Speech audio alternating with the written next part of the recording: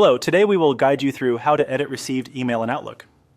In this walkthrough, we'll be using the classic Outlook app and showing you how to open a received email and access the option to edit its message content. This can be useful if you want to make personal notes inside an email you've already received, or simply organize information in a way that's easier for you to reference later. Keep in mind that editing a received message only changes the copy in your mailbox. It does not change the original message for the sender or anyone else. To begin, open the Outlook Classic app on your computer.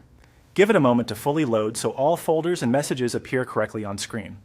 If Outlook opens to a different section, that's okay.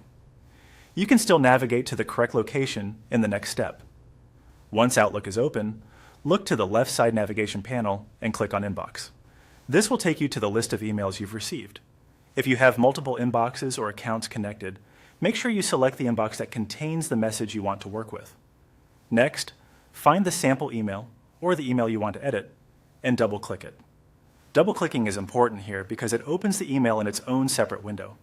That gives you access to more message options than you typically see in the preview pane. With the email now open, look for the three-dot menu. This is usually found near the top area of the message window and opens additional options that aren't shown on the main toolbar. Click the three dots to continue. From that menu, click on Action. This opens another set of message-related commands. Depending on your Outlook layout, the menu may appear slightly different, but the wording should be very similar. If needed, take a moment to scan through the list carefully. After that, click on Edit Message. Once you select this option, the email becomes editable, and you can click into the message body to make changes.